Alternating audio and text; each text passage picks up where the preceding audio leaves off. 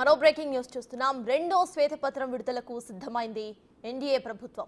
కొద్ది రోజుల క్రితం పోలవరంపై మొదటి శ్వేతపత్రాన్ని విడుదల చేస్తున్న చంద్రబాబు ప్రభుత్వం రేపు అమరావతిపై రెండో శ్వేతపత్రాన్ని రిలీజ్ చేయాలని నిర్ణయించింది. ఇప్పటికే అందుకు సంబంధించి అధికారులతో సీఎం సమీక్షను కూడా నిర్వహించారు. గడిచిన 5 ఏళ్లలో అమరావతిలో జరిగిన విధ్వంసాన్ని, తాజా పరిస్థితులు, భవిష్యత్ కార్యాచరణను శ్వేతపత్రం రూపంలో ప్రజల ముందుకు తీసుకురాబోతుంది ప్రభుత్వం.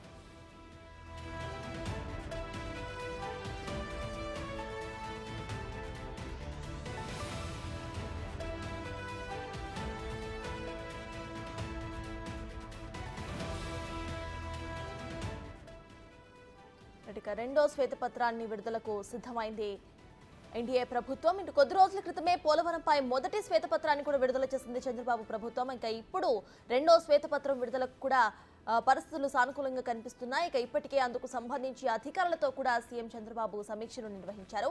గడిచిన 5 ఏళ్లలో అమరావతిలో అసలు జరిగిన విధ్వంసాన్ని, ఇక తాజా పరిస్థితులు, భవిష్యత్తులో కార్యాచరణ ఎలా ఉండబోతోంది అనే అంశాలన్నీ కూడా ఈ రెండో శ్వేతపత్రంలో పొందుపరచబోతున్నారు. దీన్ని ప్రజలకు కూడా అందుబాటులోకి తీసుకురాబోతున్నారు. మొత్తానికి మొదటి శ్వేతపత్రం ఆల్రెడీ రిలీజ్ అయింది. ఇప్పుడు రెండో శ్వేతపత్రాన్ని విడుదలకు సిద్ధమైంది ఏపీ ప్రభుత్వం. దీంట్లో పలు అంశాలను చర్చించబోతున్నారు. దాంట్లో అమరావతిలో 5 ఏళ్లలో జరిగిన విధ్వంసాన్ని కూడా ఇంక్లూడ్ చేయబోతున్నారు.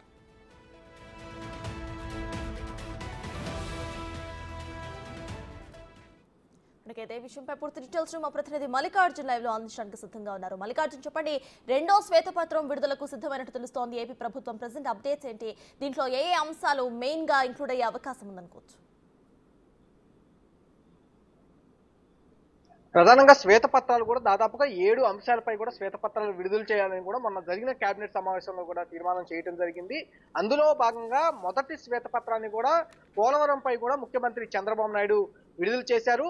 అంటే శ్వేతపత్రానికి మధ్యలో 3 రోజుల వర్కింగ్ డేస్ గ్యాప్ గా కూడా నిర్ణయించుకున్నారు. అందులో భాగంగా 28వ తారీఖున శ్వేతపత్రం అనేది రిలీజ్ చేయడం జరిగింది. తర్వాత రేపు శ్వేతపత్రాన్ని రిలీజ్ చేయబోతా ఉన్నారు. రెండో శ్వేతపత్రంగా అమరావతి రాజధానికి సంబంధించిన అంశంపై కూడా శ్వేతపత్రాన్ని రిలీజ్ చేయబోతున్నారు. దీనికి సంబంధించి ఆ శాఖ మంత్రి ఎవరైతే ఉన్నారో, పురపాలక శాఖ మంత్రి, అలాగే నారాయణతో పాటు అమరావతికి సంబంధించిన Amaravati development corporation limited chairman, అలాగే ఎండి పార్థసారథి, అలాగే లక్ష్మీ పార్థసారథితో పాటు ఆ శాఖ సిఆర్డీకి Amaravati capital reasoning development authority ఏదైతే ఉందో కాటమనేని భాస్కర్ కమిషనర్ గా ఉన్నారు. ఆయన, అలాగే పురపాలక సంఘ ప్రిన్సిపల్ ప్రత్యేక ప్రధాన కార్యదర్శి అనిల్ కుమార్ సింఘాల్, ఈ నలుగురితో కూడా నిన్న ముఖ్యమంత్రి చంద్రబాబు నాయుడు సమీక్ష సమావేశం నిర్వహించడం జరిగింది. ప్రధానంగా గత 5 సంవత్సరాల్లో ఏదైతే అమరావతిలో విధ్వంసం చేసిందో గత ప్రభుత్వం, ఆ అంశాలను ప్రధానంగా ప్రస్తావించబోతా ఉన్నారు. దాంతో పాటు ఇప్పుడున్న అసలు అమరావతిలో ఉన్న ఇప్పుడు పరిస్థితి ఏంటి అనే విషయంపై కూడా చర్చించారు. దాంతో పాటు భవిష్యత్తులో అసలు అమరావతిని ఏ విధంగా డెవలప్ చేయాలనే అంశంపై కూడా చర్చించారు. దీనికి సంబంధించి ఈ 3 అంశాలు రేపు శ్వేతపత్రంలో కూడా ఉండబోతా ఉన్నాయి. 5 సంవత్సరాల గత కాలంలో చూసుకుంటే కనుక మాస్టర్ ప్లాన్ కు సంబంధించి కూడా మాస్టర్ ప్లాన్ లో చాలా మార్పులు చేర్పులు చేసిన పరిస్థితి. అలాగే కేంద్ర సంస్థలు ఏదైతే భూములు కేటాయించారో ఆ సంస్థలన్నీ కూడా ఇప్పటి వరకు వచ్చిన దాఖలాలు లేవు.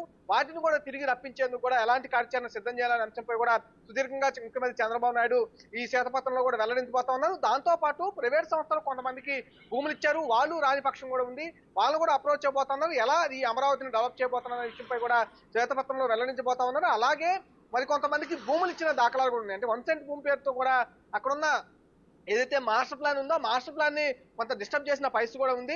దాన్ని కోర్టులోకి వెళ్లి రైతులు స్వయంగా అడ్డుకోవడంతో కూడా దానిపై కూడా వివరణ ఇవ్వబోతా ఉన్నారు. అట్లాగే రైతులకు సంబంధించిన ఏదైతే ఉన్నాయో అంశాలు, వాళ్ళకి ఇవ్వాల్సిన రిటర్నబుల్ ఫ్లాట్స్ కానీ, వాళ్ళకి ఇవ్వాల్సిన కౌలు కానీ, అట్లాగే ఉన్న నిరుపేదలకు ఇచ్చిన పెన్షన్ పై కూడా మొత్తం కూడా అమరావతికి సంబంధించి క్షేత్రస్థాయిలో ఇటు ముఖ్యమంత్రి చంద్రబాబు నాయుడు ఎన్డీఏ ముఖ్యమంత్రిగా అయిన తర్వాత పోలవరం సందర్శన అయిపోయిన వెంటనే అమరావతి సందర్శన కూడా సందర్శించారు.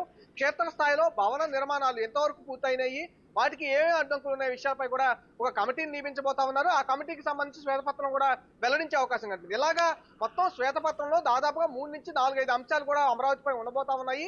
ఈ అంశాలన్నింటినీ కూడా సుదీర్ఘంగా శ్వేతపత్రంలో వెల్లడించబోతా ఉన్నారు.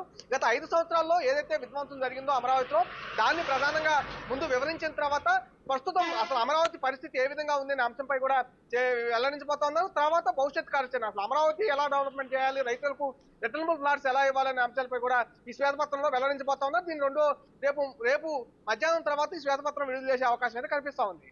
Right, thank you Mallikarjun.